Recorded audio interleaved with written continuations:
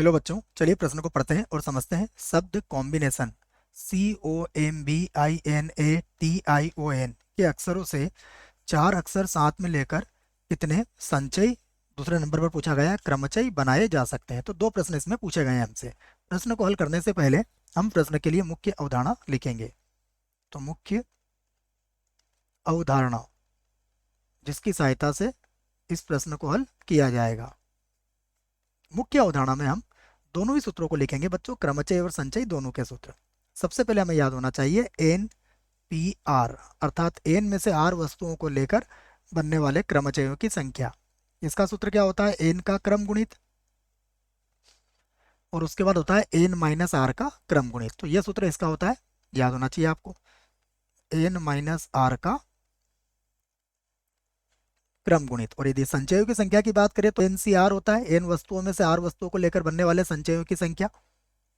इसका सूत्र होता है n का क्रम गुणित, r का क्रम गुणित और n माइनस r का फिर से हो जाएगा क्रम गुणित।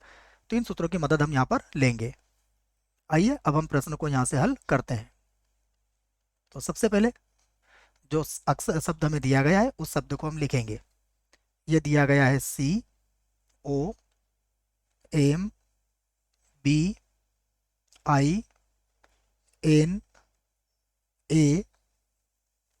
उसके बाद TION, है ना। गिन लेते हैं इस पर, 1 2 3 4 5 6 7 8 9 10 11। 1 2 3 4 5 6 7 8 9 10 11, बिल्कुल सही लिखा बच्चों। तो मैं देखो इसमें सबसे पहले हम लिखेंगे एक बार कौन कौन से आ रहे हैं बच्चों। मैं एक बार वाले, एक बार वाले अक्षर जो केवल एक ही बार आ रहे हैं, तो पहले तो वो पता होना चाहिए मैं। तो एक बार वाले अक्षर कौन कौन से हैं इसमें देखो। इसमें मिलेगा C एक बार है, उसके बाद M भी एक बार है, उसके बाद B एक बार है, उसके बाद A देखिए आप, A भी एक ही बार है, उसके बाद अगर T देखेंगे तो T भी एक बार है। उसके बाद दो बार वाले अक्षर, दो बार वाले वाले अक्षर। तो दो बार वाले अक्षर क्या हो जाएंगे? देखो दो बार कौन कौन से अक्षर आ रहे हैं। अगर आप देखोगे तो सबसे पहले तो O दो बार आ रहा है बच्चों। उसके बाद देखेंगे आप तो I भी दो बार आ रहा है, तो ये जो I है ये भी दो बार है। उसके बाद देखोगे तो N भी दो बार है। ठीक है, तो दो दो चार, दो छः, सात आठ नौ दस ग्यारह, बिल्कुल सही है। अब हम यहाँ पर अलग अलग स्थितियों पर विचार करने वाले हैं। तो यहाँ पर पहली स्थिति पर हम लोग विचार करेंगे। पहली स्थिति में हम लिखेंगे कि हमें कितने अक्षर लेना है? चार अक्षर लेना है। तो चार अक्षर क्या हो? भिन्न भिन्न हो। हम लिख लेते हैं चार अक्षर, चार अक्षर भिन्न भिन्न हो, भिन्न भिन्न हो। तब चारों ही अक्षर हम क्या करेंगे? भिन्न भिन्न लेंगे। तब हम दो स्थिति पे लिखेंगे बच्चों। सबसे पहले तो लिखेंगे संचयों की संख्या। ठीक है, मैं यहाँ से लिख लेता हूँ। सबसे पहले चार अक्षर भिन्न भिन्न हो तो संचयों की संख्या, संचयों संचयों की संख्या। देखिए जब संचयों की संख्या निकालेंगे तो कैसे निकलेगी आप समझिएगा। हम यहाँ पर क्या करेंगे?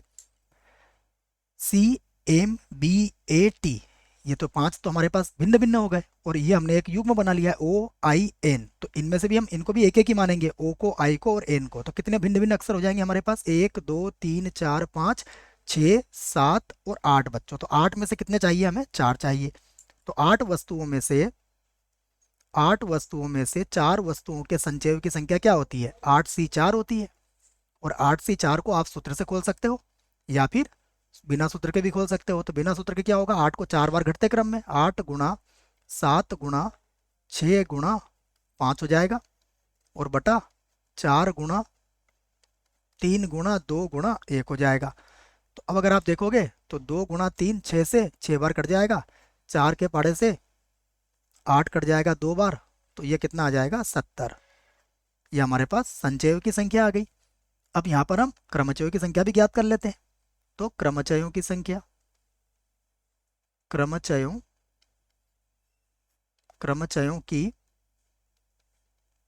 क्रमचयों की संख्या। क्रमचयों की संख्या की बात करें तो देखिए 8 है और 8 में से 4 चाहिए हमें, तो इस बार पी लगा देंगे। तो इसका सूत्र क्या बनता है? इसका सूत्र बनता है 8 का क्रम गुणित और बटे में आ जाएगा 4 का क्रम गुणित, 4 का क्रम गुणित। इसको हल करेंगे, ये 8 में से 4 घटाया तो 4 आया बच्चों ना, ये नीचे वाला 4 नहीं लिखा है मैंने, 8 में से 4 घटाया, सूत्र मैंने लिख दिया है। तो ये हो जाएगा 8 गुणा 7 गुणा 6 गुणा 5 गुणा 4 का क्रम गुणित और बटे में कितना है 4 का क्रम गुणित। तो ये तो कट जाएगा, तो इसको हल करेंगे तो ये आ जाएगा 1680, 1680। तो ये हमने पहली स्थिति पर विचार कर लिया है। अब हम दूसरी स्थिति पर विचार करेंगे। दूसरी स्थिति में ले लेते हैं हम कि दो तो भिन्न हो हमारे पास, दो अक्षर, दो अक्षर भिन्न तथा एक एक युग्म, युग्म मतलब दो एक जैसे हों, एक युग्म। तो दो अक्षर तो हमारे भिन्न होंगे तथा एक हमारा युग्म हो जाएगा, होगा ना 4 अक्षर, तो एक युग्म के दो और ये दो भिन्न भिन्न, ये हमारे हो गए। तो अब इस स्थिति में हम क्या करेंगे, तब तब हम सबसे पहले संचयों की संख्या निकालेंगे। संचयों की संख्या, देखिए जब संचयों की संख्या निकालेंगे तो आप समझिएगा कि आप सबसे पहले एक युग्म चाहते हैं। तो युग्म कहाँ से मिलेगा आपको? ओ आई एन, इनमें से कोई एक युग्म चाहिए आपको। तीन में से एक युग्म चुनने के तरीके कितने होंगे? 3C1 होंगे, तो इसको लिख दूंगा मैं 3C1। उसके बाद गुणा। अब बाकी हमें दो भिन्न बाकी जो अक्षर है वो दो अक्षर हमें भिन्न भिन्न चाहिए। तो भिन्न भिन्न कैसे मिलेंगे, देखो आप समझना। CMBAT, 5 तो ये हो गए भिन्न भिन्न, और OIN में से कोई एक युग्म लिया है हमने, मान लीजिए थोड़ी देर के लिए O युग्म लिया है, तो I और N भी आ सकता है। तो कितने हो गए? 1 2 3 4 5 6 7, और अगर I को छोड़ दोगे तो O और N हर बार 7 ही बनेंगे। तो 7 में से कितने चाहिए हमें? 2 चाहिए, क्योंकि एक युग्म तो हमने ले ही लिया है। तो ये हो जाएगा 7 और C कितना हो जाएगा? 2। तो ये तो हो गया 3, ये होता है 7 गुणा 6 और बटे में होगा 2 का क्रम गुणित। तो 2 से 3 बार कट जाएगा ये, तो 7 नमा कितना होता है? 63। तो ये हो गया 63। अब क्रमचयों की संख्या ज्ञात करेंगे। तो क्रमचयों की संख्या, क्रमचयों की संख्या, तो क्रमचयों की संख्या कैसे निकालेंगे? देखो हमारे पास संचयों की संख्या कितनी आई है? 63 आई है। उसके बाद देखिएगा हमें कितने अक्षरों को व्यवस्थित करना है? हमें 4 अक्षरों को व्यवस्थित करना है। तो ये कितने प्रकार से व्यवस्थित होते हैं? 4 के क्रम गुणित प्रकार से। और एक युग्म है बच्चों, युग्म है अर्थात हमें इसका 2 के क्रम गुणित का भाग भी लगाना होगा। इसको समझ लीजिए आप। मान लीजिए हमारे पास सी है, एम है और ओ है। तो देखिए CMO, तो 4 अक्षर हो गए। तो 4 अक्षर कितने प्रकार से व्यवस्थित होंगे? 4 के क्रम गुणित से। परंतु ओ ही इसमें 2 बार आएगा, क्योंकि एक युग्म ले रहे हैं हम। एक युग्म का मतलब या तो 2 बार, या तो ओ होगा युग्म के रूप में, या फिर आई होगा, या फिर एन होगा, कोई भी हो सकता है, लेकिन स्थिति यही बनेगी। तो आपको अगर ओ 2 बार आएगा तो फिर आपको 2 के क्रम गुणित का भाग लगाना पड़ता है। ये क्रमचय का नियम है, ये भी याद रखें आप। अब इसे मैं मिटा देता हूँ, ये समझ में आ जाना चाहिए आपको।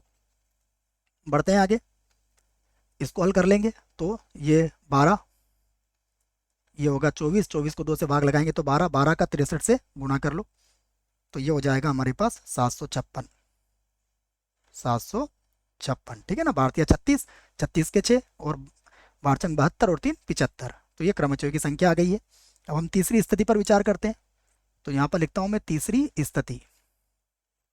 तीसरी स्थिति में क्या आ सकते हैं कि दोनों युग्म आ जाए हमारे, दो या दोनों क्या हो? युग्म हो, युग्म हो।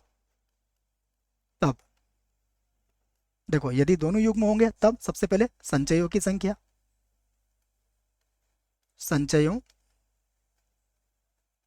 संचयों की संख्या। तो संचयों की संख्या कितनी आ जाएगी? हमारे पास युग्म है कितने बच्चों? 3 युग्म है हमारे पास। 3 युग्म कौन कौन से हैं?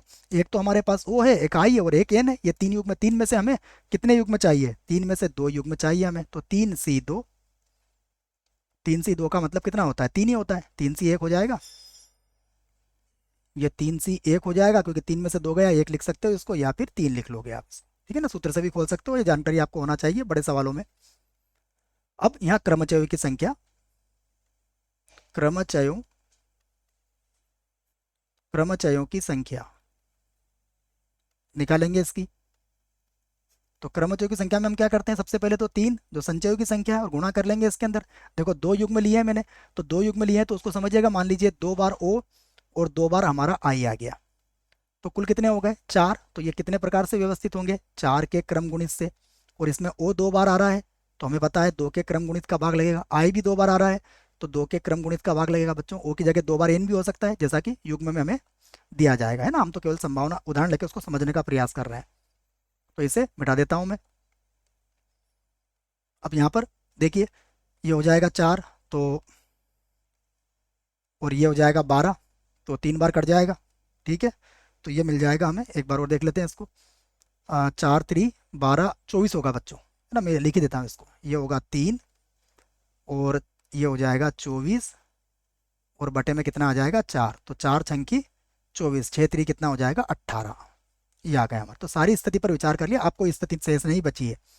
तो अब हम सबसे पहले 1 नंबर पर जवाब देंगे संचयों की संख्या का।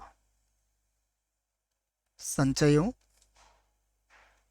की कुल संख्या, कुल संख्या।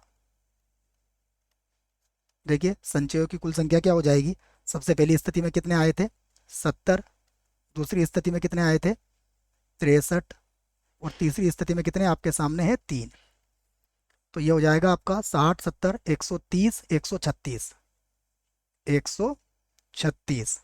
तो ये आपके प्रश्न का एक उत्तर तो आ चुका है बच्चों। ठीक है, दूसरा क्रमचयों की कुल संख्या लिख लेते हैं। क्रमचयों क्रमचयों की कुल संख्या, कुल